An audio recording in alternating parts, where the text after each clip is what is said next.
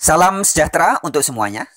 Oke sahabat-sahabat, langsung saja video kali ini kita akan memberikan argumentasi tanggapan atas pernyataan dari pemilik akun Asan Sutrisno. Dalam salah satu komentarnya, Pak atau Mas atau Bang Asan Sutrisno mengatakan, "Alah, basi sudah. Walaupun percaya Yesus bukan Tuhan, tetap ja merendahkan Yesus karena percaya karena Yesus mati di salib. Titik.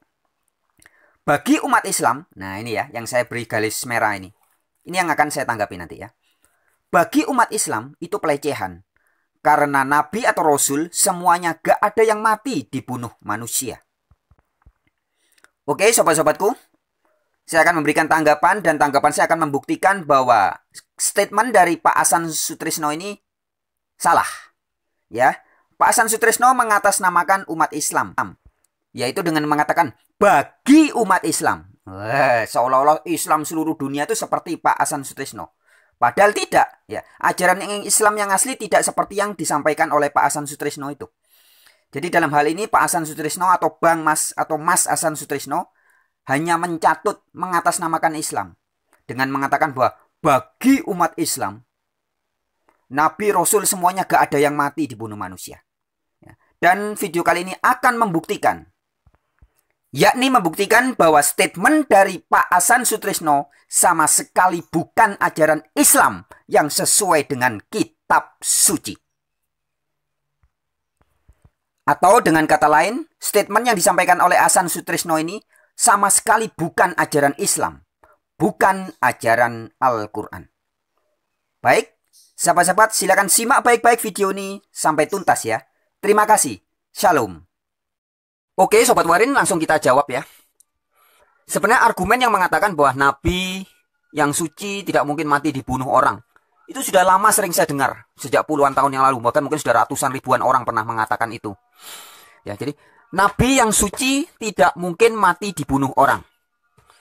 Nah, atas argumen ini, atau atas kesimpulan ini, atau atas asumsi ini, maka orang banyak mengatakan bahwa Nabi Isa tidak mungkin mati disalib. Sebab Nabi yang suci tidak mungkin mati dibunuh orang. Tapi sobat-sobat Warin, dengan segala hormat, sekali lagi dengan segala hormat harus saya tegaskan bahwa pendapat itu hanyalah asumsi dan bukan ajaran kitab suci. Sekali lagi ya, jadi ajaran yang mengatakan bahwa Nabi yang suci, yang mulia, yang baik, ya, tidak mungkin mati dibunuh orang. Pendapat seperti ini hanyalah asumsi dan sama sekali bukan kitab suci. Jadi yang namanya asumsi itu seperti misalkan ketika dikabarkan atau diberitakan bahwa Isa Al-Masih atau Yesus Kristus bisa menghidupkan orang mati. Kemudian ada sebagian orang berasumsi, loh, Isa ini pasti Allah yang maha kuasa. Buktinya bisa menghidupkan orang mati. Padahal itu asumsi, yang sebenarnya adalah yang bisa menghidupkan orang mati bukan cuma Isa. Ya, Petrus ketika diberi kuasa juga bisa menghidupkan orang mati. Di perjanjian lama juga Nabi Elisa pernah menghidupkan orang mati. Jadi yang mengatakan bahwa Isa bisa menghidupkan orang mati, maka Isa adalah Allah yang maha kuasa. Itu namanya asumsi. Hanya dugaan prasangka orang saja. Sama sekali bukan ajaran kitab suci. Nah, begitupun dengan hal ini. Argumen atau pendapat atau ajaran yang mengatakan bahwa Nabi yang suci tidak mungkin mati dibunuh orang. Ini hanya asumsi dan sama sekali bukan kebenaran kitab suci. Buktinya apa? Sobat Warin bisa baca sendiri ya. Di dalam surat 1 Raja-Raja 18. Kita mulai dari, saya akan berikan contoh ya. Di kitab perjanjian lama, di Bible dulu, dari Bible. Nanti kita akan ke Al-Quran juga. Kita lihat dulu di Bible ya. Misalkan, ini ada banyak nih yang mengatakan bahwa Nabi itu dibunuh. Salah satunya di Raja-Raja pasal 18. Ayatnya yang ke-13. Ini ya.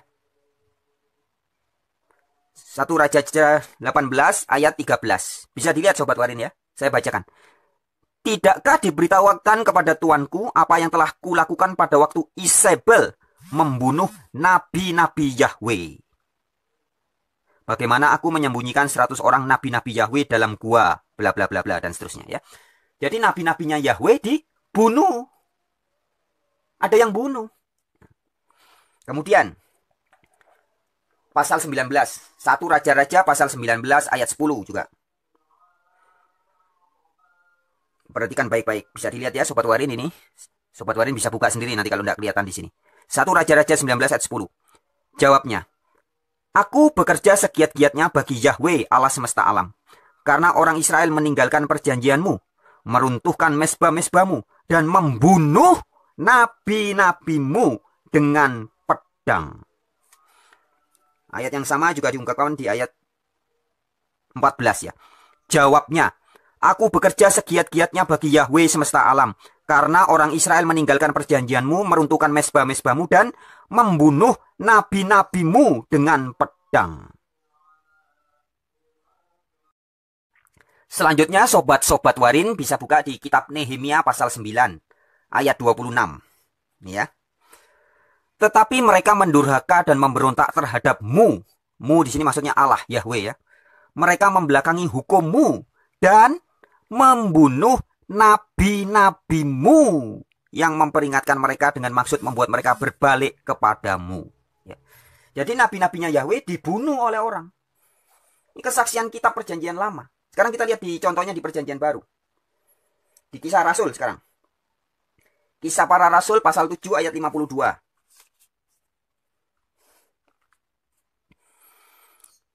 Kisah Rasul, ya kelihatan ya Sobat Warin. Pasal 7 ini ayatnya yang ke-52. Siapakah dari nabi-nabi yang tidak dianiaya oleh nenek moyangmu? Jadi nabi-nabi dianiaya.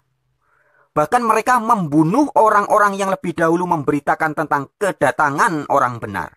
Yang sekarang telah kamu khianati dan kamu bunuh. Ya, jadi nabi-nabi dianiaya dan dibunuh oleh nenek moyangmu, katanya ya. Terus Lukas, kita ke Injil Lukas pasal 13. Pasal 11 dulu. Lukas pasal 11, kita lihat di ayatnya yang ke-47.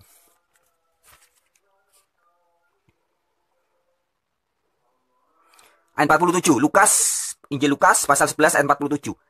Celakalah kamu, sebab kamu membangun makam nabi-nabi, tetapi nenek moyangmu telah membunuh mereka. Ya, jadi, nenek moyangnya ini membunuh nabi-nabi. Ayat 48 juga. Dengan demikian kamu mengaku bahwa kamu membenarkan perbuatan-perbuatan nenek moyangmu, sebab mereka telah membunuh nabi-nabi itu, dan kamu membangun makamnya. Jadi nabi-nabi dibunuh. Ada banyak ayatnya. Satu lagi di perjanjian baru ya. Matius 23. Matius 23 ayat yang ke-37. Ini keluhan terhadap Yerusalem topiknya ya. Perhatikan baik-baik. Matius 23 ayat 37. Yerusalem, Yerusalem, engkau yang membunuh nabi-nabi dan melempari dengan batu orang-orang yang diutus kepadamu. Berkali-kali aku rindu mengumpulkan anak-anakmu. Laksana atau sama seperti induk ayam mengumpulkan anak-anaknya di bawah sayapnya. Tetapi kamu tidak mau. Ya. Jadi ini keluhan terhadap Yerusalem. Dikatakan, engkau yang membunuh nabi-nabi dan melempari batu orang-orang yang diutus kepadamu. Jadi utusan-utusan itu ada yang dilempari batu, ada yang dibunuh. Ini kesaksian teks-teks dalam Bible. Jadi jelas ketika orang berargumentasi bahwa nabi yang suci tidak mungkin mati dibunuh. Itu tidak sesuai dengan kesaksian kitab suci. Nah, sekarang bagaimana dengan kitab suci The Holy Quran, Al-Quran? Kita lihat kesaksiannya. Ada beberapa juga ayatnya. Pada kesempatan ini saya tunjukkan beberapa ayat saja ya. Misalkan di dalam surat Al-Maidah ayat 70, 71 itu jadi satu ya. Demikian. Ya, surat Al-Maidah ayatnya yang ke-70. Sesungguhnya kami telah mengambil perjanjian dari Bani Israel dan telah kami utus kepada mereka rasul-rasul. Tetapi setiap datang seorang rasul kepada mereka dengan membawa apa yang tidak diingini oleh hawa nafsu mereka, maka sebagian dari rasul-rasul itu mereka dustakan dan sebagian yang lain mereka bunuh. Jadi ketika datang rasul-rasul pembawa risalah, sebagian tidak dipercayain ya, sebagian didustakan, sebagian yang lain dibunuh. Al-Maidah ayat 70. Ayat 71 sekarang. Dan mereka mengira bahwa tidak akan terjadi suatu bencana pun terhadap mereka dengan membunuh nabi-nabi itu.